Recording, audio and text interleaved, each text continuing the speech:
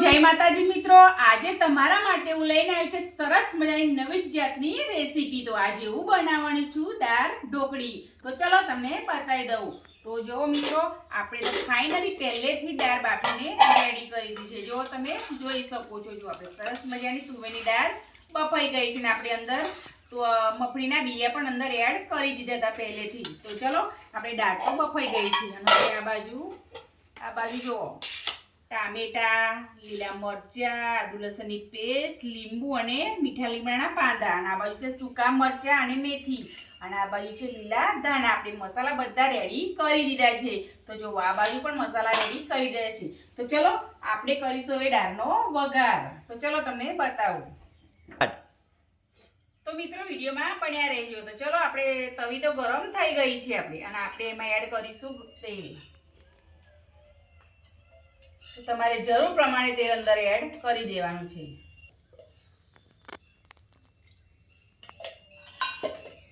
તેલ ગરમ થઈ જાય એટલે પછી આપણે નાખીશું થોડી રાઈ।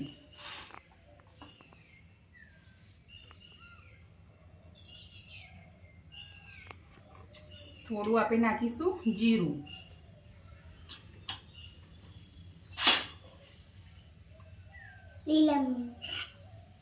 પછી આપણે નાખીશું મેથી, અને આપણે અંદર નાખી દઈશું સૂકા મરચા 2-3। તો ચલો, ત્યાં સુધી ગરમ થાય અને સાતી જાય પછી આપણે આગળ વિડીયોમાં તમને બતાવું।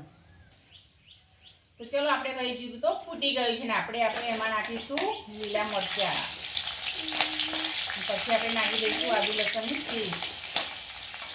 એને બરોબર મિક્સ કરી અને શેકી લઈશું।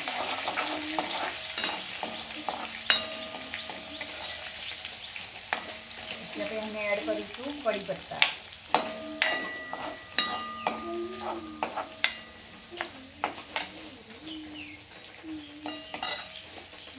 પછી આપણે નાખી દઈશું ટામેટા,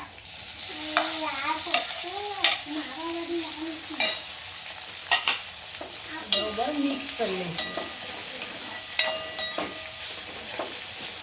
પછી આપણે નાખીશું સૂકું મરચું,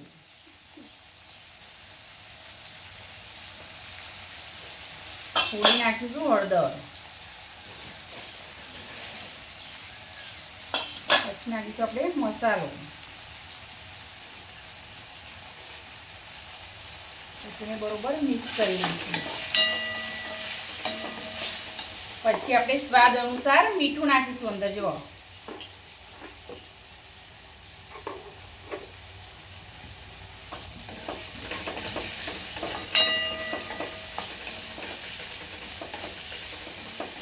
તો ચલો, આપણે અંદર દાળ એડ કરી દઈએ।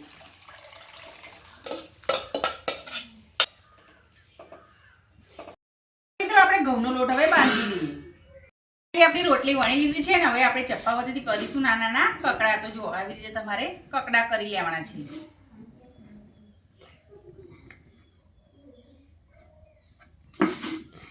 તો ચલો, આપણે કકડા અંદર એડ કરી દઈએ।